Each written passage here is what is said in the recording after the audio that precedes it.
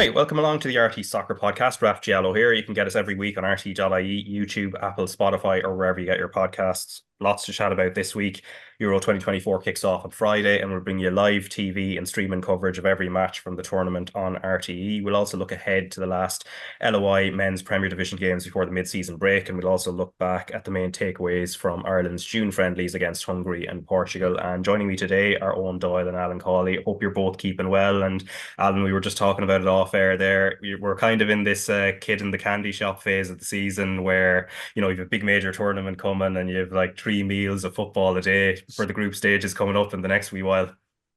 Yeah, absolutely, Raf. I'm a bit of an anorak as it is in terms of the football. So to have 3 games a day, nobody will see me for the next 3 or 4 weeks. But I love the major tournaments. Like us all, I suppose we grew up and we were lucky enough when we were growing up that Ireland were qualifying for the odd tournament as well, which always made it good and exciting. But that's not to be. And I'm sure we'll chat about that later on, whether that'll happen in the near future. I'm not so sure. But just in terms of this tournament and any of the other major tournaments, there's always great excitement because of the quality that we're about to see. And I suppose when you look at the World Cup, obviously that's the main one that we all love, but I have a bit of a soft spot for the Euros. And again, maybe that's because I'm a bit old school in the sense that when it used to be the 8 teams originally, and then even with the 16, it was almost like the cream of the crop of Europe. Now, since it's been increased to 24, I do think it kind of dilutes it a little bit, but I suppose from our Irish point of view, it's good in one sense because hopefully one day it gives us the chance and the opportunity, the likes of when you see an Albania or a Georgia or whatever, hopefully we can be one of those nations that eventually qualifies as well. So in that sense, it's good. But I always think with the Euros, it's the cream of the crop. And especially when you get down to maybe the quarter-final stage, you'll certainly see the cream of the crop and the best 8, and it makes for fantastic viewing. Yeah, and the cream of the crop, Portugal, will certainly fit into that. And obviously, from an Irish point of view, we're not going to be at Euro 2024, but we were helping a couple of teams warm up for it. So Hungary last week, who we beat 2-1, and then last night in Portugal, a 3-0 defeat. And before we listen to Caoimhín Kelleher and John O'Shea, we're speaking to Tony O'Donoghue afterwards. Eoin, what's your overall view of the performance against Portugal? I thought it was all right until we conceded the 4th goal, really. It's always going to be hard with them. For me, one of the favourites to go and win this tournament coming up. And you could just see the quality they have on the pitch. There was times where it looked like we were doing really well with a high press and we were going to nick it any second. And next thing, just played through the lines and bang, they're out the other side and they're creating chances the other end of the pitch just in split seconds differences. Like it's they're remarkably talented and it was always going to be tough for us.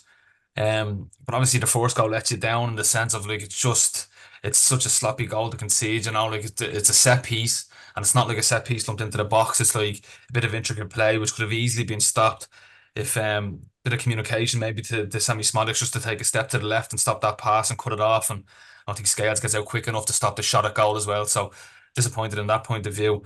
But like, to be fair, there was the odd half chance. I know they kind of came from more or less Portugal's sloppiness rather than our kind of creative play or anything like that. And we weren't really able to kind of take full advantage of them. I suppose I had this chance with Seamus involved and Smallbone was a big one. And then I think if one flew across the box for Sammy Smodics, but it was too fast and he couldn't get the shot off early, I'm sure he would have liked to take it that first time rather than take a touch. But I'm not like I kind of come away from that fixture not surprised by the result. Like we're miles apart from where Portugal are in terms of our international team. But you go back to, I suppose, all the games that kind of John has took over. I think there's been positives to take out of them, really. Yeah. Let's listen to John O'Shea, but first, Caoimhín Kelleher got player of the match. They were both speaking to Tony O'Donoghue on the Aveiro pitch afterwards. I don't know what to say to you in this regard. You've conceded 3 goals and you've been deemed the best player. How was it for you? Yeah, I think it was a tough game for all of us. I think, in fairness to Portugal, they played well, but I thought we can play a lot better than that. Definitely, first half was tight, and then I think second half just run away from us. But definitely, we're disappointed with ourselves. I thought we can definitely play better than that. And were you playing for the manager as well tonight in particular? There's been a lot of talk about, John O'Shea. He had 4 games in charge. He seemed to be, very popular with the players. The result against Hungary was a positive one. Yeah, of course. I can speak on behalf of all the players that we all absolutely love him. We've had a great camp this week. He's been excellent. We're trying our hearts out for him. We want to get good results for him and for the team, but unfortunately couldn't do that tonight. But throughout the whole camp he's been brilliant, and I can't say good enough things about him, to be honest. Clearly a disappointing defeat, John. What went wrong? Yeah, a few things. Obviously, when you give a team the quality of Portugal the goals that we did, it's very frustrating, and that's something obviously we've reflected on quickly with the players there in terms of what we spoke about beforehand, how to win a game like this that you can't see, especially from a set piece like that. Initially, that first one we'd spoken about, they like to obviously normally play around the shape, and we let them get through us, which was disappointing. And as we mentioned about the calibre of player that they have, if you give them that space, it's obviously going to result in you're going to be under pressure. Then we obviously spoke about protecting the ball when the ball gets through to the striker, how important that is going to be for us, and we were losing. The big thing for me, disappointing one tonight was, whereas against obviously Belgium, Switzerland and Hungary, the duels we were winning, the battles we were winning, 2v2s, 3v3s, tackles we were coming out on top, we didn't tonight, and that was a frustrating one. And that obviously caused, in a sense, the other two goals. And obviously marking in the box, we obviously highlighted beforehand in terms of details of marking in the box. It's very important. You wanted us to be horrible to play against, but we were easy to play through. Well, that's the whole idea in terms of when you go away from home, Tony. When you think we were, for large parts, we did frustrate them, and that's where we got a bit of confidence from it. And it's important that we reflected quickly with the players again too, in terms of the confidence that you get from frustrating them, and then the confidence you get from connecting passes to get chances, and the details in the first half in particular. I think it was Adam, Sammy, and then Seamus at one stage. He set up a great little press. If the ball had dropped, we had chances to score against them too. And look, but they were half chances at best, though. Yeah, look, that's what you get, Tony. I think you'll agree, Portugal have a very good team and a very good squad, and the levels are where both teams, both countries are at the minute is very different. The second goal, I suppose, killed the game really, and it came so early after half time. Yeah, as I mentioned, it's frustrating because we spoke about the details. It's a frustration now, even when I'm thinking about it, because we'd been so particular in that compact shape, the aggression we'd shown, and that's where you have the balance and the trade-off. I think I spoke to the lads in terms of how quickly and important it is for them to sort out situations at clubs, because this situation in the summer, although it's a friendly, it's a very difficult window for fitness in terms of players, and you can see it. That's what we knew. We spoke about making changes like we had to do against Hungary. We had to make the changes again tonight, and that's the balance. It's a trade-off. Can I ask you, John, though, what is the point if you're talking to the players after a game, after this cycle of games, unless you're going to be the manager? Yeah, well, look, you're talking about the raw emotion of being involved in an international game against Portugal, one of the favourites for the Euros, and you're trying to reflect as quickly as possible for whatever is going to happen, Tony, for the players to understand how important it is for this country to get back qualifying for tournaments, they have to sort their own club level out, that they're back playing as quickly as possible to win games. After you've had this experience, though, would you accept the role of assistant manager in a new regime? Look, Tony, we'll dust ourselves down, we'll see what happens. It's a time, obviously. I spoke to the players and I thanked them in terms of their application. It's tricky for them. There was weddings, there was all sorts of different things to try and organise, and to be fair to the lads, and you think of the players were missing too. But we might see you in the autumn? Look, let's see. Let's wait and see. All right, so that's John O'Shea there speaking to Tony O'Donoghue after that 3-0 defeat to Portugal. We'll come back to the bits about his future and I suppose where Ireland will be at by the time September comes. But Alan, I want to come back to something Eoin mentioned previous to that interview, which was in and around the set pieces, and obviously it was the João Felix goal which really broke the deadlock in Portugal last night. But that's 3 set piece goals now that they've conceded, including the Switzerland game from the free kick, the Hungary game as well. It came from second or third phase following a free kick played short. Do you see that as an issue? Is it more of just a concentration thing, or are you looking at something structural? Yeah, it probably is a concentration thing, and certainly that can be down to individuals as well, Raf, because if you think of, I suppose, the level of detail that coaches go into now, and even back when we played, obviously, the level of detail was very good in terms of set pieces and picking up. I think it's enhanced furthermore even now with the amount of detail coaches go into. So all that would have been addressed. All the players would have known exactly in terms of not only who they were picking up, but if you were marking zonally as well, the position that you should be in. And it was a different sort of a free kick or corner kick last night when you look at the set piece, because they actually brought two out.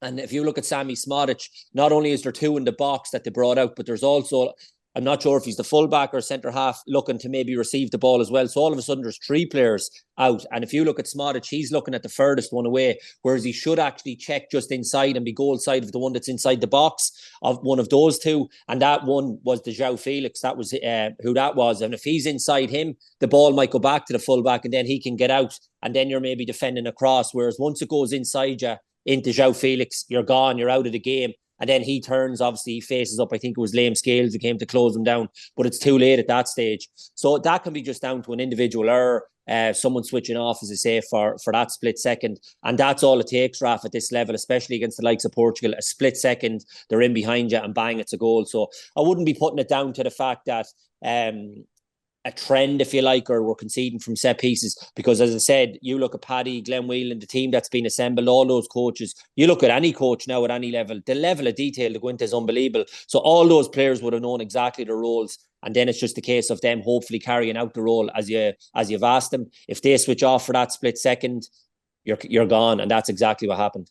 And then in terms of the newcomers, Owen, Jake O'Brien, who played a few minutes in the Hungary game, and then he started yesterday, and then Tom Cannon, who wasn't involved in the first game, but then played as a substitute. What did you make of their impact so far?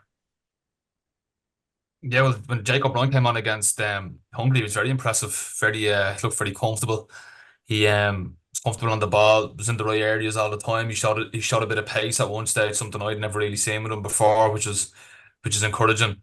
And there was a moment in the Hungary game where he got fouled, and as he went down, he pulled down the striker on top of him, let him know that he was in a game. And you don't really see that anymore with kind of the modern centre half, where you have that bit of nastiness in them. So it's good to see he has that in him as well.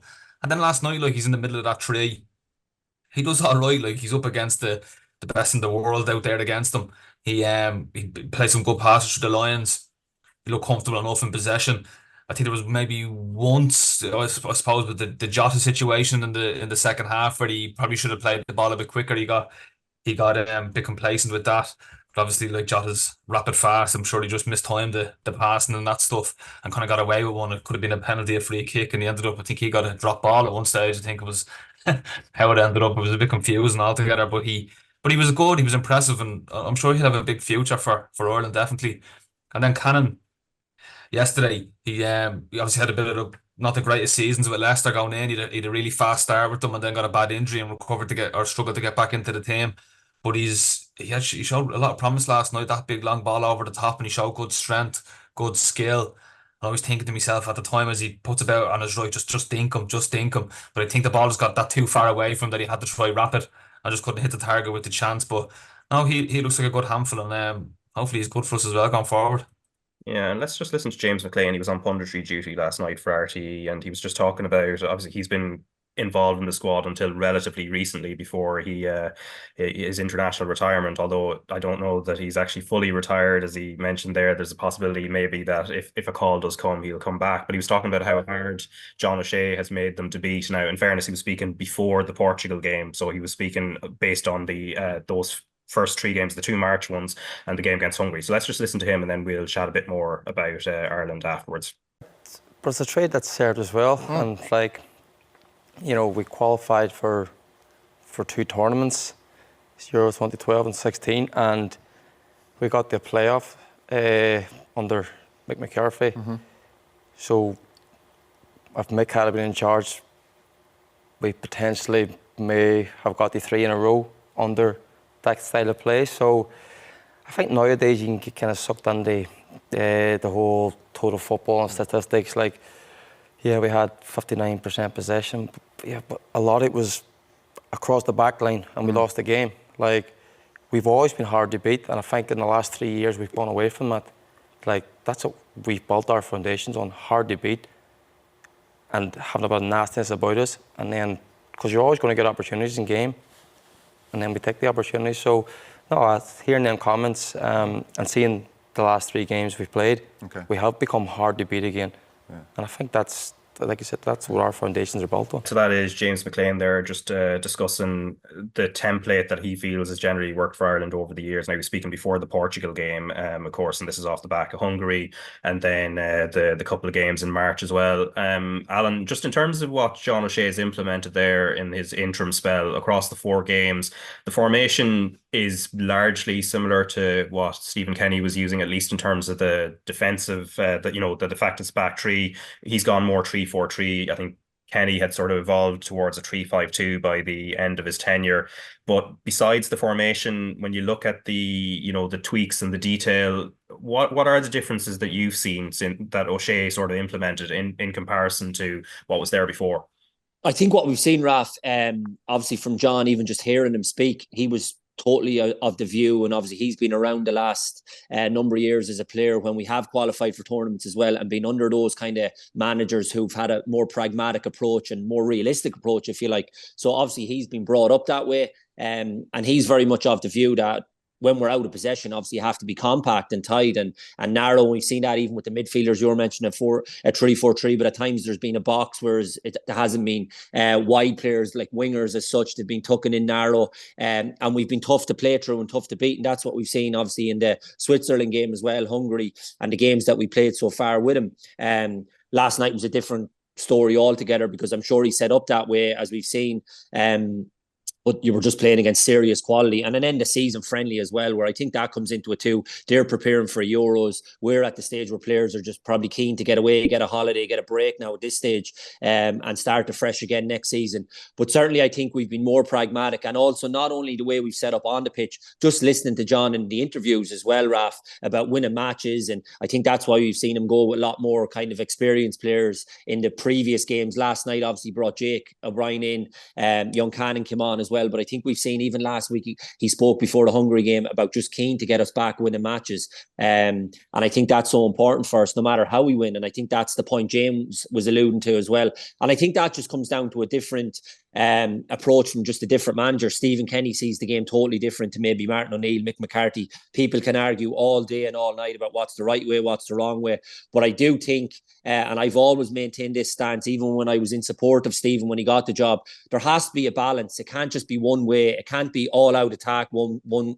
sense, or total football, or totally defensive. I think you have to adapt to the games. You have to have an understanding that when we're in possession, obviously you're trying to create chances. When we're out of possession, you're difficult to beat. I think it's very simple when you put it in those terms, Raf, and I think that always has to be the approach. And I think John, to be fair to him, in the 4 games that we've seen, tried to keep it as simple as possible. And as Owen said at the start, I think we have seen improvements in the games, and we've played against decent opposition as well. There haven't been any gimmies by any stretch in terms of the opposition. There've been tough games against tough teams, notably the biggest one last night, and we found ourselves wanting. But I think in those games we have seen those differences where he's tried to implement us out of possession, being tough to break down and tough to beat.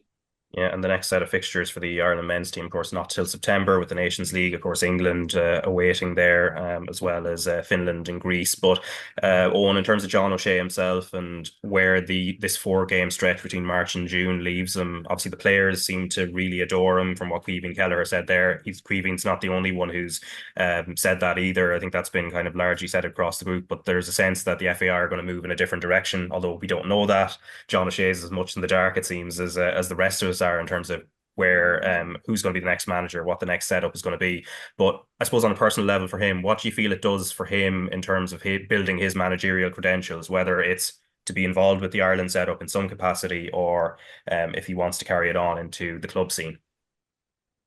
Yeah, I think we've seen with his recent roles before he took this international job on a caretaker basis that he was kind of always the assistant. He was learning his trade as kind of the number 2 in with Birmingham and around England and stuff. I think he was in our Reading for a while as well, doing the right stuff there. But I reckon this has had to give him the go to be the number 1 man now. I imagine it's one of them feelings where he's got a smell of it, and this is what he'd want to do, and he's done well. He's actually done well. He played against 4 teams all rated higher than us in the rankings. Obviously, apart from the Portugal one, the rest of the performances weren't bad. I know we lost to Switzerland, but he done some things in that game that you could look at positively. Like in the second half, he went two up top with Ida and Ferguson, and we went a bit more direct, and we caused problems. Something that we hadn't really seen in that game. And that's something we really hadn't seen in the last few years. Kind of a more aggressive approach to trying to attack a team. So I think he'll come away with a bit of a go for management now. And you never know. Maybe he'll get this one. Maybe he won't. Do I think he'll get it? Probably not. I think if just politically, I think the director of football needs to make a move on someone for himself that's going to be probably more ambitious than John O'Shea. But for me, I'd be happy for John O'Shea to get the job and learn his trade in that role. I think regardless of who comes in, isn't going to make a difference really. I just don't think the personnel are too far off it, compared to all the other teams in Europe, more or less, to competing on a certain level. So, for me, I'd be happy with John to get it 100%, but I don't think he will get it. Yeah, I suppose a final point before we turn towards previewing Euro 2024. There is no buffer in terms of more friendlies before September, Alan. So regardless of who gets it, whether it's John O'Shea, which doesn't seem likely at this point, or whoever does end up getting it, we could be waiting another couple of months before that is confirmed. But what do they have to work with from what you've seen so far, and how much of a gap is there towards sort of that like the bottom rungs of qualifying for a Euro Championship and then being competitive in a Nations League? Yeah, as Owen said there, Raf, and it's clear for everybody to see how far we fall in terms of the gap. Now, I'm not judging us against Portugal or the top teams because we're a million miles off that, but certainly even in terms of the couple of ones I pointed out earlier that are qualifying for tournaments, the likes of Georgia, Albania, I watched Luxembourg against Netherlands even the other night, and they've improved, and we've seen that ourselves when we played against them. So all these countries are improving, yet we seem to be, at the moment, probably standing still, and not only standing still, maybe dropping off a little bit as well. And if you're standing still in football, you're only going one way, which is backwards, Raf, and that's been the problem. A lot of it now has come down to, I think obviously Stephen came in and there was a transition period where we were trying to bring in young lads. You'd certainly allow for that, because it was what was needed at the time. But unfortunately for us, while you're trying to bed in some new lads and you're not picking up results, you're dropping down the rankings, and it's making it even harder for yourselves then when you're going into pots when for qualification campaigns. Because years ago when we might have been in pot 3, pot 2, giving ourselves a chance, all of a sudden you find yourself in pot 4, pot 5, guaranteed to be in with two powerhouses and maybe an improving nation as well, which is making it even more difficult. So we have a long road ahead of us. As Owen said, no matter who comes in, it's going to be a difficult task, a difficult job. You'd like to think some of the young lads, you mentioned Jake O'Brien, Tom Cannon, these lads, but I think a lot of it comes down to as well, Raf, the level they're playing at their club, and not only the level that they're playing at, but I think the regularity at how much they're playing as well. We need lads playing week in, week out. We can't afford to have lads who are kind of dipping in and dipping out and trying to make their way or trying to make a breakthrough or struggling at club level for game time. We need lads that are playing consistently week in, week out, even if that's championship level. And I think that's going to be so important for us going forward as well. It's been a tough 2 or 3 years, but I kind of envisaged it was going to be like this, Raf, to be honest with you. Even when Stephen came in, because I saw the job in hand that he had, obviously, to try and pick things up from where they were at. I mentioned about trying to bed in players, and here we are 2 or 3 years down the line, and it feels as though we're even further away.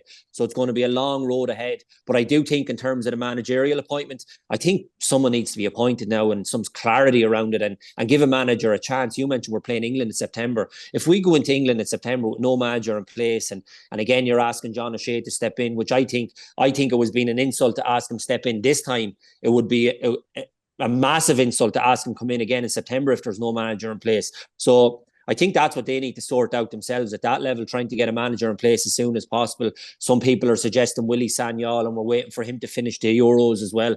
Like, that's not ideal either, because again, there's so much uncertainty around it. And even from the players' point of view, you mentioned how much the players were in glowing references towards John O'Shea. They've all obviously liked the campaign, they've liked what he's brought.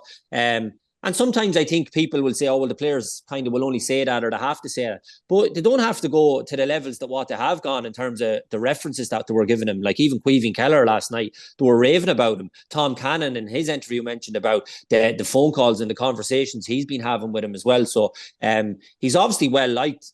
I'd be a bit like, oh, now at this stage, purely because of the candidates that they're suggesting could come in. I would be of the view that just give it to John O'Shea and let him get on with it and work with the players. And because no matter who comes in, it's going to be a struggle. But at least if he has a relationship built up with those players already and they seem to like him, that will stand for something, and that they can work with him, and they're happy to work with him, and they want to get on with it. And both of them try and do well. The sets of players do well, and John O'Shea as a management team do well from his point of view. So I just think clarity needs to come of this situation right now, Raf. Yeah, and we'll have to wait for white smoke from FAI HQ now for the next part of the summer anyway. But anyway, before all that happens, of course, there's going to be a whole European Championships, Euro 2024, and every single match live on RT2 and the RT player, starting with Germany against Scotland, which is this Friday. And Owen, I suppose first let's start on some of the favourites. Who have you, like, if you're looking at who you think is going to win it, like who are the contenders? I think there's a couple of obvious names in there, but where are you standing at? It's exciting, isn't it? I can't wait for it. Just to be, like last week I went out for the Champions League and I got out at 3 o'clock hoping to watch a game, and there was no games on at 3 o'clock on a Saturday. It was like, what's going on here? You miss having just constant football, and we have it now again for a couple of weeks, so it's great. But yeah, look into the favourites. Like, unfortunately, I think England will be up there. Hopefully they don't get it over the line. I think France are going to win this. That's who my pick would be. The whole thing. Portugal could cause some serious problems. I know we watched them last night. I wouldn't judge them against playing against Ireland or anything like that. But you just look at the depth of their squad. Like, everyone's raving over how they were last night, and like Ruben Diaz and Bernardo Silva and everybody put their boots on. So it's going to be great, yeah. But there's some serious contenders there. But yeah, I think France, Portugal, England, and Germany might go close, semi-finalists maybe. Yeah, from an England point of view, Alan, I mean, they're friendly against Iceland, the same team that knocked them out of the Euros 8 years ago, quite comically. That probably hasn't boded well. And then also the media reaction, some of the newspaper covers where they had Bukayo Saka, who barely played in the game, sort of almost like already built up as a scapegoat. And 3 years ago, they threw him and a couple other players, some of their fans more so, under the bus after the penalty shootout defeat. Like, are you looking at England and thinking maybe they've a few holes in that squad that perhaps will cost them down the line? I think a few weeks ago, looking at England, everybody was getting carried away in terms of the talent, and they obviously have amazing talent, but I think people were getting kind of carried away with themselves. I think the Iceland game might help them in some regards. And I also think Bellingham not performing as well in the Champions League final might help them, because all of a sudden it just dampened down expectation a little bit. Because even though you wouldn't read too much into a friendly like the week before a tournament, obviously they're brilliant players, but it just dampens down the expectation, because as I said, everyone was getting carried away. They have brilliant players, but if you break it down in terms of the squad, I think there's issues defensively. Now, he's made some big calls, and I've applauded him, Southgate, for the calls that he's made, because you're looking at the foreign players in the attacking areas, and to leave out Grealish and Maddison is a big call. But I think he got that right, because as much as I love Grealish and Maddison, they haven't really performed as well, particularly Maddison in the second half of the season. He was brilliant before he got injured, but in the second half. And then when you factor in Eze, Anthony Gordon, Cole Palmer, all these lads have performed consistently the whole season and have been brilliant. So I think he was right in those ones. I probably would have brought Branthwaite, was the only one I probably questioned. And when you look at defensively, no Maguire, which I don't think is a bad thing, but Dunk, Gehi, they've no left full. Luke Shaw obviously hasn't played in a long time now. I know they're holding out for him, but he won't have played in a long time, and to throw him into maybe a quarter-final or semi-final, whatever the case may be, will be a big ask. If you play Trippier as the left full, which looks like he might play, I think that might be an issue as well, just in terms of the balance of the team. Trippier, a very good player, but just as a left full when he's predominantly a right full. So that's the defensive issues I think they have. The protection in front of the midfield area as well. You look at Rice, who'd be a mainstay. I think the big dilemma for Southgate is, does he go with the four at the back, which he will, and just play with Rice as the holding player, or does he play two holding players, which only leaves you four attacking ones then, or does he go with just Rice and adding Bellingham beside him and go with the five attacking players? So that'll be a big conundrum for him. I think he might do that in the group games, but certainly if you come up against a France or a Portugal or Italy or whoever the case may be, I don't think they can go into those games with just one sitting in front of that back four. I think they'll need protection. And then when you look at the protection that they're talking about, it's probably Manu or Trent Alexander-Arnold. They don't have too much defensive mindedness in their heads either. They want to get on the ball and play. So I think they're the issues. Go up to the attacking end of the pitch, and obviously it's phenomenal. You look at Saka, Foden, Bellingham, I mentioned, Harry Kane, Cole Palmer. Like, that's the area where you're looking at them thinking that's where they can do the most damage. And is it a case of him being bold and brave, which he hasn't been up to now? As I said, get the 5 attacking players in and say, we'll outscore whoever we play against. I can't see him being that bold and brave. I think he'd still be a bit conservative. So they're the issues for them, and they're major issues. I'd be with Eoin a little bit on France. France have a phenomenal squad. I watched them in the friendly the other night. Mbappe set up 2, scored 1. Chouameni in the stand, Camavinga in the stand, Rabiot in the stand. Like, it's phenomenal, the talent that they have. I'd also throw Germany into the mix. I think they have a very good chance being a home nation. Good manager now, obviously, with Nagelsmann gone in. Brilliant centre halves with Rudiger, Schlotterbeck.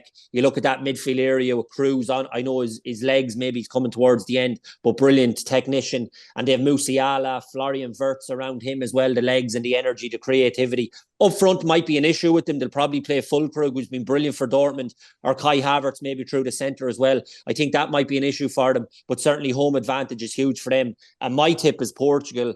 I'd be not so, and even this was long before they played Ireland last night. I was going through their squad. It's absolutely phenomenal. And look at the players that we seen last night. And all mentioned no Ruben Diaz, no Bernardo Silva, no Vitinha, who's been phenomenal for PSG this year in the Champions League. Pedro Neto, Jota came on. Like, the players are phenomenal. They really are. So they're my tip. But I think out of those, probably 4 or 5, it's open enough between them. But that's who I'd fancy as Portugal.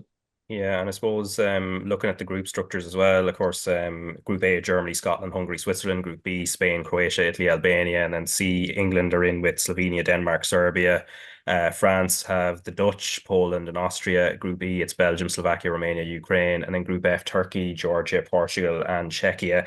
The thing with the 2014 tournament, I suppose, Owen, though, is there is that room for error. Like, one victory, and I think we saw it in the Africa Cup of Nations as well, how Ivory Coast, the eventual winners, won their first game and then they lost their next 2 and just about snuck into the knockout stage. There is a scope there to, you know, sort of just, I suppose, edge your way out of the group stages and just kind of take it from there, regardless of whether you're a favourite, an underdog or a dark horse. There is, yeah, and it kind of takes the importance of the group stages away from you compared to what we're used to. Now, I kind of touched on it earlier on, where he liked the old structure where it was just the elite were in the whole tournament. And then if you look back at the World Cup there recently and you've seen the importance of them third place games and how, like, there's stages in the World Cup there recently where with like 15 minutes to go, there was like some swings that were crazy with the points and stuff, goal difference coming in and who scored against who, and it was brilliant, such excitement.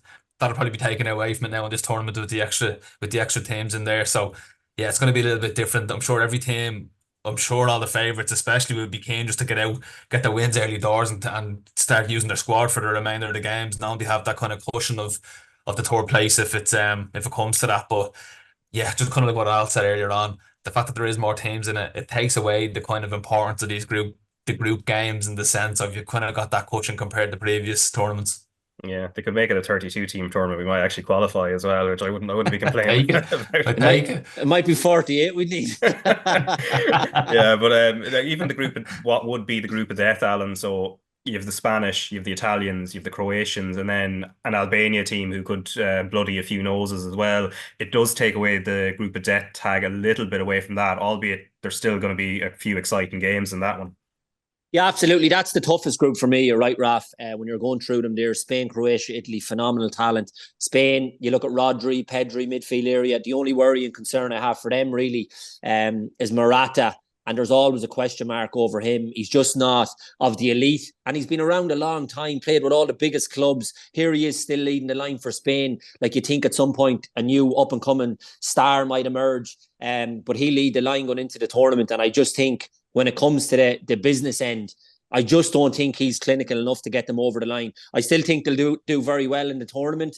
Obviously won the Nations League as well, so they're very good players. They're on the right trajectory, if you like, with some of those young players. You look at the wingers, Lamine Yamal is an absolute superstar in the making as well. I think he'll have a big tournament. So I just think with them, when it comes to the business end, that's where they'll be found wanting, is that elite clinical striker, if you like. if you look at Croatia, obviously they've been phenomenal, punching above their weight in the last 3-4 tournaments, semi-finals, finals, unbelievable achievements, really. But the problem for them is they're all getting on a little bit now, and all those stars like Modric and Perisic and Kovacic and these boys, they are kind of hitting the wrong end, I suppose, age-wise. So I can't see them having as big an impact in this tournament as what we've seen in the last 3 or 4. Italy as well, kind of in transition a little bit. I know they won the last one and they'll be looking to defend their crown. Always tough, resilient team to play against, but I just don't think they have the quality to go against the likes of France, England, Germany, Portugal, the ones we outlined earlier on. So it'll be a tough group. Even though we mentioned, and you're right about the whole jeopardy thing with the third place, you'll still probably want to finish top of your group though, in terms of getting an easier route, if you like, going into the second round and quarter final or whatever the case may be. So you won't, even though the group, it's probably easier to get out of the group, you still won't want to finish in those second or third places and leave yourself open to facing an England or a France earlier in the tournament. So I think that'll be important for the teams as well. But that is a tough group to call. I still think Spain will come out of it as the top, but it is tough. There'll be good games in that one. Yeah, and I suppose Owen, the other couple of teams that would be generally high ranked that often would get a mention, the Dutch and the Belgians. How do you see them doing? The Dutch obviously lost Frankie de Jong, who was brilliant when we played them in the Euro qualifiers early in the phase, like a great playmaker. So he's out, and then Belgium have lost a few of the golden generation. So, but Kevin De Bruyne still there, Lukaku still around. Yeah, and Lukaku is just such on Belgium. Like Lukaku's just consistently seems to score goals no matter what. So he's always been great in that, and he has scored a lot of goals in tournament football for Belgium. But yeah, I think they're both kind of two countries that are just not quite where they are. I think over the years, like maybe two, 3 tournaments ago, Belgium were kind of going in as favourites for some of these tournaments and just kept letting us down every time. And now they're weaker. They're weaker going into these tournaments now. You never know, they could get it together for this one, but I suppose you can never write off De Bruyne's ability. He's probably not the same player he was maybe 18 months ago, but they got the goals and the Lukaku and stuff. But the squad there, the depth isn't what it used to be. And then you touched on who's the one? Sorry, the Dutch, I think. Oh, the Dutch. Yeah. Sorry, the Dutch. Yeah. Oh, the thing I worry about the Dutch is they're kind of heavily reliant on Memphis Depay, and Memphis Depay is kind of like he's in and out for Atletico Madrid. The Dutch, historically, the star attackers were like Europeans' finest attackers. They don't really have that at the minute, They kind of, with him, will Weghorst be able to come on and do their bits with them? They're obviously good defensively, sitting in there with Van Dijk, but to lose De Jong so close to the tournament as well, heartbreaking for them. I don't see either of them touching the Frances, the Englands, the Portugals. I just can't see how they'll be able to do it now. Yeah, and in terms of dark horse... I would agree with Owen with the Netherlands, the top end of the pitch as well, like Weghorst, Memphis Depay. Now midfield, De Jong's a loss, but obviously Frimpong's done well defensively. De Ligt, Van de Ven has emerged this year, been brilliant. Play probably left full centre half. Nathan Ake, so defensively it'll be sound. I can't see them troubling them towards the business end, but you might get a run out of them. Interestingly enough with Belgium, and I would agree with a lot of what Owen is saying, but they're actually unbeaten in 16 months since Tedesco has come in. They're unbeaten in 16 months now. The golden generation was supposed to be 8 years ago, and here they are now with still a lot of those players coming towards the latter end.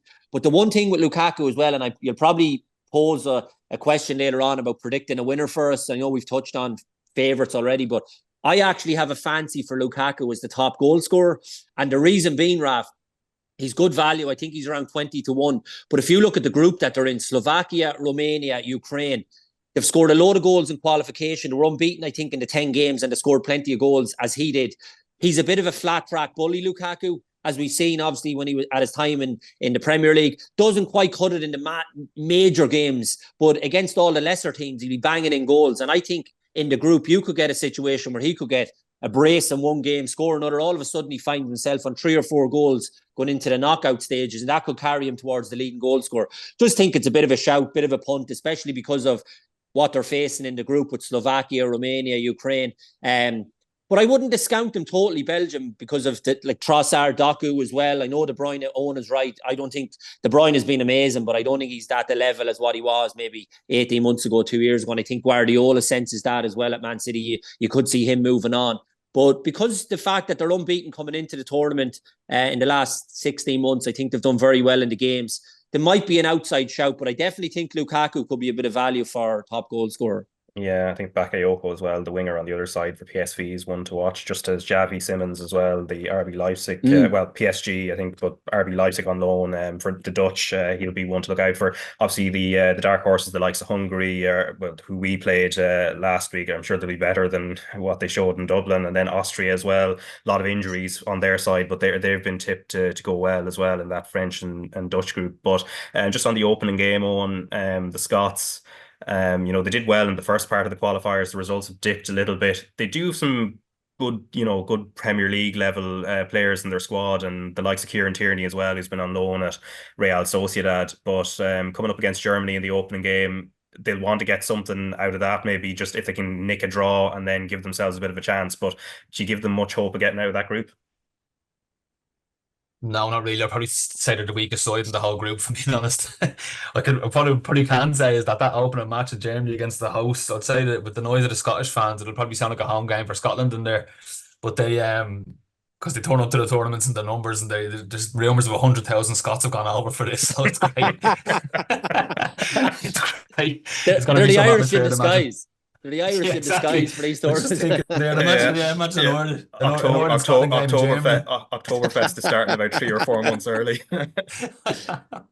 Oh, stop! But to be fair to them, they've done well. The Jocks, I think they finished ahead of Norway in their group to get through. So and they've got some good players. But obviously, they've got a good solid midfield there. John McGinn, brilliant for Aston Villa. McTominay's a big player.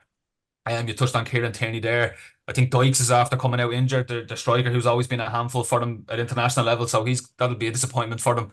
But I'd worry about them. It's one of them where if they're gonna nick something, they're gonna nick it from a set piece, and Germany are gonna have to be off it for the opening game. I don't really see that happening. Them being in the host nation and going into this, there's a bit of romanticism around Germany as well, with it being at home. Tony Kroos's last ever tournament. Can he go out on a high, the ultimate high, after winning everything this season? So no, it's gonna be really, really hard for them. But you have to hand it to Steve Clarke. He's done an incredible job as the Scotland manager since he's went in there, and they definitely overachieve. Yeah, and just on the quick prediction now. So I did one of these predictor things online, and I have France-Germany final with France to win it, which will obviously be heartbreak for the Germans. But Alan, first, if you're going to call it, who's your finalists and who's going to win it? Finalists, I haven't even thought about finalists. I've just thought about who's going to win it, Raf. And Portugal, for me, I just think, and nothing to do with last night. This was long before last night. I just even going through the squad before the game last night made me even more worried for Ireland, and that's the way it played out. But I just think the quality that they possess is unbelievable. Even players that a lot of people wouldn't have known about, but the young lads at centre half that are playing for Sporting Lisbon and Benfica, Ignacio and Silva, even they looked really good last night. I know Pepe is 41 beside them, but he'll just marshal those two young lads. Diallo, wing back, has had a good season with Man United, but then you get into the midfield area, mentioned a few of them. Palini at Fulham, who I think is an outstanding player as a defensive midfielder, had a great season with Fulham, could probably get a move and play with one of the big clubs. Again, we didn't even mention him. He could come into the team. Bernardo Silva, Fernandez, the young lad that played João Neves last night is only 19. It's just phenomenal, the talent. And even at the attacking end, I think they'll probably start with Ronaldo. He looked very sharp last night. I know he had plenty of space for his finishes, but still, I thought he looked very, very sharp, and he'll be coming in, the mindset that he has. He'll be coming into the tournaments thinking he's 25 still and he's going to win it and be the leading goal scorer. So I just think the players that they have at the moment and the talent that they possess. Rafael Leao, I've seen him live a few times. I think I said it to you, Raf, and he has all the ability to be one of the best in the world, but he just looks like he's going through the motions at times. So to have some serious players, serious talent. The only slight worry I have for them is the manager, Martinez. I was never really gone on him. We mentioned Belgium having the golden generation, and he never really delivered with Belgium, got them to the semi-final, but just couldn't get them over the line. I'd be a little bit concerned about him, but certainly the players on the pitch, they have all the firepower and the quality to fire them to the tournament. Maybe in England final, Portugal, England, I'll go a final. Yeah, and Owen, if your feet's to the fire, which way are you going? Hey, I'll go back to the semi-finals here. I've got a Germany-Portugal semi-final. Portugal to beat Germany. I've got France against England. He's like France. Nostradamus, Raf. He's predicted everything. France to beat England in the semis, and then I have France to beat Portugal in the final. But Al earlier on talked about Lukaku potentially being the top goal scorer. I'd have Jota as a favourite for me. I think he's missed a lot of games this year for Liverpool, and he's going to be very, very fresh going into this tournament. Do you think he'll start though? I think he will. Yeah, I think he has to play him. He's just got. He's like Ronaldo. He's got that knack for a goal. Yeah, He's got that knack for a goal. Now I know they've got some depth there, but I think he'll start. Yeah, and he's one of them where like someone's going to do it in these group stages, and them kind of dead rubber. Someone's going to hit a hat trick, and that'll be the person that'll be getting. yeah. They'll be delighted they backed if he does it. I think Jalo's got a great chance. Yeah. Yeah, so all kicking off this Friday, and every game live on RTE2 and the RTE player, and there'll be plenty of coverage, of course, on radio and online as well. But the League of Ireland tomorrow, Thursday, 13th of June, that's the last round of fixtures before the mid-season break, and Dundalk are playing Sligo Rovers, Galway United against Drogheda United, St. Pat's against Shamrock Rovers, Waterford against Shelbourne, and Bowes Derry City. And I suppose first off, Alan, Dundalk coming into their match against Sligo with a good bit of hope. Now, there was a point where they seemed that they could get cut off and left adrift, but John Daly picked up a win, and then they were a bit unfortunate against Shells, but they're coming up at least with I guess that little bit of hope that there's something to fight for. And then on the Sligo Rovers point of view, Sligo have created a bit of a buffer, but that loss to Waterford would have stung last time out. Yeah, absolutely. I think since John Daly has gone in there, he's done very well. I actually thought, and I said this after he lost his job at Pats, he was a bit harshly treated, because if you qualify for Europe, you win the cup. I thought he would have got a little bit longer, even though things weren't going to plan this season and it didn't start as well. But I thought he maybe have had a little bit of credit in the bank to maybe allow himself get them out of that. But once he lost his job and he was available, it was a surprise that he came back in so quick at Dundalk. But I think it might have been a good thing from their point of view, because they obviously knows the league, having been working here the last 18 months. So that was a good thing. And he was able to hit the ground running. And as you say, they picked up 4 points out of 6, give themselves a bit of hope straight away, and you do get that bounce. I think they were unlucky. I was speaking to people that were at the game against Shells, and although Shells kind of dominated for large spells, but they never really created any clear-cut chances. So they got caught with that sucker punch, then a bit of magic from Jarvis along the line, and John Martin taps it in. But I definitely think, as you say, there's plenty of hope now with Dundalk. They jumped above Drogheda as well. I think they might have gone back down now after that result, but they certainly feel as though there's hope to get themselves out of the mess and the trouble that they're in. And they've too good a squad, really, to be down there fighting. I know the league is very competitive this year, but even with the squad Stevie O'Donnell had at the start of the year, I felt they were in a wrong position, that they should have been a bit higher up the table. And now with John Daly at the helm, can give them that hope. Sligo Rovers had an unbelievable week last week. Nobody seen it coming, certainly not myself. But I was at the game in Talca where they beat Shelbourne, complete surprise, but deserved. They played very well on the night. And more importantly than that one, Raf, which was a surprise, they followed it up on the Monday beating Drogheda, who's a team who you would think maybe down there fighting with them. So that was even more important than beating Shells. And then they got the draw as well. There was 7 points out of 9 in that week. I think they had massive week for them. They got beaten the other night, obviously, by Waterford, but Waterford are very good at home, scoring plenty of goals. So yeah, I think it'll be a tough enough game, but you'd nearly fancy Dundalk in that one, because I think their home form as well, even though despite they were going through some I suppose a bad run, I think they had 5 clean sheets or something like that in the games at home, and holding some of the big teams. Drew with Derry up there a couple of weeks back as well. So I think their home form hasn't been as bad, and they'll nearly fancy their chance, and it would be a good one. This is a good time, obviously, to get a victory going into the break. You don't want to be going into the break off the back of maybe a couple of defeats or whatever and being doom and gloom, if you like. So it'd be important that they get the victory and try to bounce into the second part of the season. Yeah, and then Owen for Drogheda United then coming up against Galway. So Drogheda United sort of neck and neck with Dundalk, but the one challenge they've had over the season is dealing with balls into the box, and that's one thing Galway are not shy about doing. Yeah, and to be fair to Galway, like in the recent games, like obviously they pretty deserved to lose against Derry, but they were unlucky against Pats. They were unlucky to lose against Pats in Richmond Park, and they're so hard to play against. You touch that, like they bombard the box. They're kind of that old school team. They've gone right back, and they make you running behind. They play balls down the channel. Any opportunity to a long throw in that comes in early. The centre halves go up for the throw-ins. It's just kind of a little bit of old school, and it's great to see, because it's a different challenge now for these teams. So the other teams in the league kind of went to a stage where everyone's trying to play out from the back and playing through the lines and stuff like that. And now teams are getting tested by playing against Galway, where they're a little bit Route 1, playing percentage football, and it's worked great for them. I know they've only conceded about, I think, 13 goals so far this season, which shows you how good they've been defensively. And top end of the pitch, you say they bombard the box. they haven't really been ruthless enough either in that sense. They've scored 14 maybe, they've plus 1 goal difference so far this season, but they've been excellent. But from the definitely overachieving since coming up. Like, I don't think anyone's seen them going this high up in the league, especially with the league being so competitive this year. Hit them and Waterford, you'd have to kind of applaud both of them in that sense. And from the Drogheda point of view, I think Drogheda now are really being seen as kind of the effects of being the only part-time team in the league.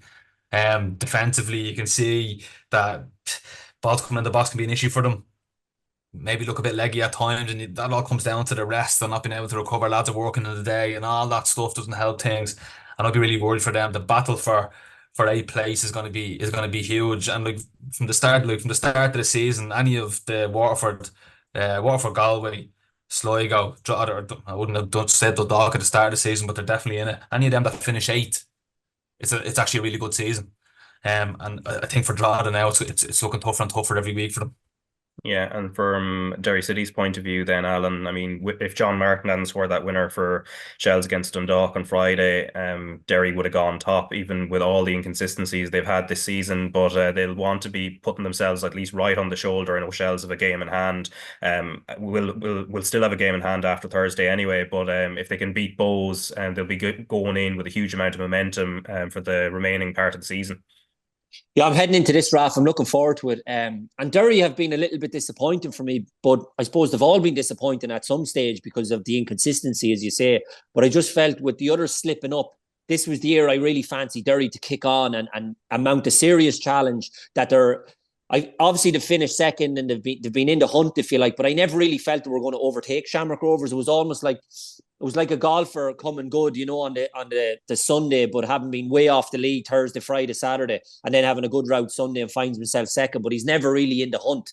And I've almost felt that with Derry the last couple of seasons, even though Rory's done a good job and I've liked what he's done and the players that he's brought in, and that's why I have high expectations for them. I think they should be kicking on now and winning the league at this stage. I always think the pitch is an issue for them. I've said that many times. I think that's a problem for them. But funny enough, the last couple of weeks they've picked up back-to-back victories in the Brandywell as well, and that was a big one. I think they beat Waterford well last week, so they will be looking tough place to go. Dalymount since Alan Reynolds come in, I suppose Bows have been inconsistent as well.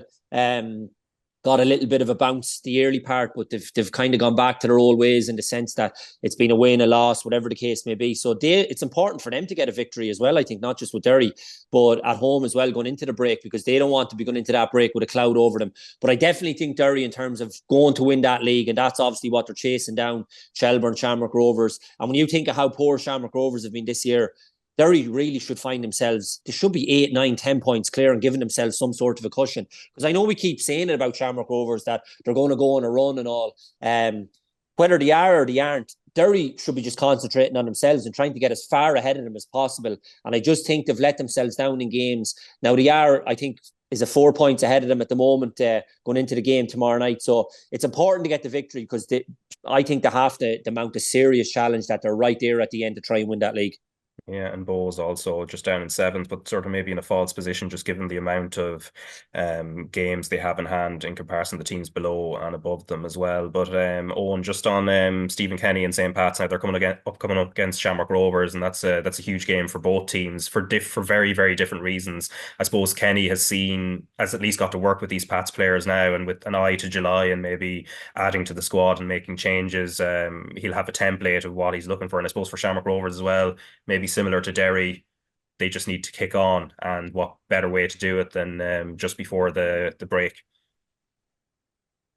Yeah, I suppose when Stephen came in, I touched on Rennie there, that Bows, it's just been a little bit of consistency. It's kind of been the same for Stephen. He's kind of still struggling to kind of figure out what his best team is, and he's been hampered by injuries, and there's lads, Joe Redmond's playing through injuries and stuff, trying to help out, and it hasn't really worked out for them, But you can see the little slight changes he's made there. He's playing like the left side of the wingers on the left side, something you don't really see anymore. Right footers on the right side. Usually you have these wingers now coming in, everyone kind of floods the middle of the pitch, but he likes to keep the width and get cross in the box. The biggest, from an attacking point of view, it seems like they only really score from set pieces at the minute, which isn't a bad thing. If you've got that to rely on, it's always a good thing where you can make a goal through a set piece, but they don't really create many chances from open play. And that's something I'm sure that Stephen's really working hard on trying to fix at the club there. I'd imagine between them, Bows and Dundalk, they'll probably be the most active in the window when it opens up. I'd say there's going to be a lot of changes in Pats in the next, not only this window, but over the next 12 to 18 months. I'd say it'll be a totally different team now in 12 to 18 months, especially. And it's a really tough season for them. Like, I don't even know if fourth is a possibility. At the minute, I think you look at Bows, they're level on points with them, but Bow has to play 4 games more than them. So it's going to be a real tough challenge. Obviously, Waterford are up there at the minute in 4th place, Galway doing well. So it's going to be a tough challenge. From a Rovers point of view, yeah, we're all waiting for them to get going. Al touched on it there. And historically, this is what happens, but it probably hasn't happened this deep into the season. For me, I actually think if the first day of the window, if a good goalkeeper comes in the door, they'll win the league. I think their goalie situation is what's killing them. I think they'd be top of the league now if they had a really good goalkeeper. I'm not sure if they're out and looking at goalkeepers or whatever, but for me, it looks like even in general play, they're nervous knowing that he's behind them. And that's not really a good thing. I've experienced that myself in teams over the years when you had a goalkeeper you didn't trust and you'd be afraid to be positive even in attack. It's kind of a strange kind of mental block you put on yourself within the team. But they've got some big players coming back from now. You know, Jack Burns coming back, McInnes back in it, Ferrugia and Clark. You get that pace back onto the pitch. They could be anything they really want. They can go on a massive run now and try win this league. But like you touch on like the disappointment of nearly everyone in the league at the minute. But Derry are quietly going about their business and how and they've kind of turned they've turned the tilt now on their home form in the sense of they're actually winning matches at home where it used to be a hindrance to them, and they've kind of got used to that pitch and they kind of seem to not go for it. They kind of sit off a little bit at home, which is a bit strange for the home fixture, but it's working for them. Probably works when you've got Hoopen up front as well, 32, 33 years of age. You don't want him pressing like mad as well, and he's getting the return with the goals and he's been doing excellent. But yeah, an exciting game down in Richmond Park on Thursday. It's it's all to play for, definitely. Yeah, and then the final game of Thursday run of fixtures there, Alan. So Shells have confounded preseason expectations. I don't know if we would have expected them to be sitting where they are, top of the table, going into the mid-season break. And obviously they've got a tough game against Waterford to make sure they stay up there, regardless of what happens in the Derry game. But what have you made of Shells so far this season, and where and how they're looking in terms of trying to carry this into the European part of the season, but also trying to stay exactly where they are in the league as well? Oh, they've been phenomenal, Raf. They really have. If you say to Damien Duff at the start of the year, you'd be top of the league going into the mid-season break after his 20 games, he would have snapped your hand off. And they've been brilliant. I think a couple of things with Shells, when you look at obviously the start they got off, I think they won 6 of their first 7, and that obviously propelled them straight to the top of the league. And then it was, can they maintain it? Can they stay there? I think their next 9, they'd only won a couple of games. Now, there was a lot of draws thrown in, but that just speaks of the inconsistency of the other teams, the likes of Derry, Shamrock Rovers, that we're expecting to kick on, overtake them. They never really did, and Shells still found themselves top of the league. Then they sorted out the little blip that they had, and they won another 3 on the bounce, I think it was. So to find themselves top of the league, I was at the game against Shamrock Rovers a couple of weeks back, and up to now, and at the start of the year, I felt if Shells were to finish in the top 3, another really good season, the building blocks in place, and next year now they can have a real go at the league and bring in an extra couple of players and strengthen and have a real go at the league. They find themselves in a position now where I never thought they could win the league this year. But after watching them against Shamrock Rovers up in Tala a couple of weeks ago, it was the first time I came away and thought, okay, they're in a position now where they can really go and win this league. And I think when the window opens, Owen touched there about a couple of the clubs being active, I think Shells will look to bring in 2 or 3 as well, because they'll find in the position that they're in right now that they'll be having conversations saying, we can go and win this league. And I think they just need to strengthen in a couple of areas, maybe. Not so much strengthen that they need to replace lads that are in the first 11, if you like, just the squad depth, because they have Europe coming up as well, Raf. And when I look at the bench, I just don't think they have the squad depth to maybe to carry them through a run in Europe and carry on, maybe trying to hold off Shamrock Rovers and Derry as well in the league. If they can bring in 2 or 3 just to bolster up that squad a little bit, and all of a sudden to find themselves in a position where they can maybe juggle 1 or 2 with the European games and still have a real tilt, I think they can win the league. And then you have Duff in terms of how he motivates them and all he brings and the demands he puts on them as well. I mentioned I was at the Sligo Rovers game, like he's non-stop on the line. Everybody can see that. So he demands so much from them and he won't let up. like when they're carrying on now, no matter the European games coming in towards the business end of the season, he'll be galvanizing them. He'll be galvanizing the fans with him. Everybody hates them. He'll be going whatever which way he wants. And he's been absolutely brilliant, Damien Duff. He's been phenomenal for the league. I think when you have someone of his stature in our league is good in one sense, but when you have someone of his stature doing all the roaring and shouting that he's doing and has his team top of the league, it's unbelievable. And that's why we see so many of the headlines. Every time he talks, it's a headline. And he can say what he wants when they're top of the league as well, so he gets away with it. So it's absolutely brilliant. Tough game down in Waterford. I mentioned Waterford's home form has been very, very good. Porrick Ammon scoring goals. I think he's older than Owen, is he? And he's still scoring goals. It's actually only a few weeks in us, yeah. He should be still playing instead of sitting here on this with us, Raf. But Porrick's been brilliant, obviously. Been a great signing. A couple of others as well, Patterson and a couple of Asamoah. They've been scoring goals for fun down there. So it's a tough game for Shells if they're going to stay top of the league going into the mid-season break. But I think overall Shelbourne have been absolutely brilliant. And if they didn't realise it at the start of the season, they should be realising now with 16, 17 games to go, they have an unbelievable chance to win the league. Yeah, and then in the first division as well, there are fixtures tomorrow night. So Kerry against Longford Town, Wexford against Treaty United, Finn Harps against UCD, Cork City in a Munster or in a Cork derby, should I say, with Cove Ramblers, and then Bray Wanderers against Athlone. And at the moment, Cork City 9 points clear of UCD at the top of the division, and then Longford Town right at the bottom, 2 points behind Kerry. So that Kerry Longford game is going to be quite significant for that. In the women's Premier Division as well, the results over the weekend saw Shelbourne go top above Galway United, who lost to Wexford, and Shells' 1-0 win then being very crucial against Treaty United. So as the table reads, Shells 21, Galway United on 19 points, level on points with the reigning FAI Cup winners Athlone Town, then Peamount down on 14. And then the news today, this morning, that Waterford FC will apply to join the Women's Premier Division for next season, and they have an invite to start the process from the League of Ireland and the FAI. And also the FAI Cup second round draw was made last week, and this is going to be for the week ending 21st of July. A few big fixtures standing out already, which is Bowes Rovers very early on, Loud derby there as well between Drogheda and Dundalk, and then Derry Pats. And Stephen Kenny also wasn't too happy with the scheduling, given they have European commitments as well. From Pats' point of view, he said it's the toughest place you can go, and the fact it's 4 days before a big European game on the Thursday is strange. But before we go, let's talk about Manchester United and the suggestions and reports that Erik Ten Hag is going to be staying in charge. And Owen, how much of a surprise has this come to you? Obviously, they had a good ending to the season in terms of winning the FA Cup, but I suppose the months before that had been very topsy-turvy, to say the very least. I don't think he'd be there if he didn't win the cup. If I'm being honest with you, I think he needed that to win that FA Cup. Like, and to be fair, he's done such a good job to go and beat Man City on the day. And done really well on the day as well. They're actually convincing winners. It was a really good performance. Probably one of the best performances I've seen under Ten Hag at Man United. But the whole process just weird, isn't it? Like for kind of be so blatant that they're out there talking to other managers, sussing other managers out.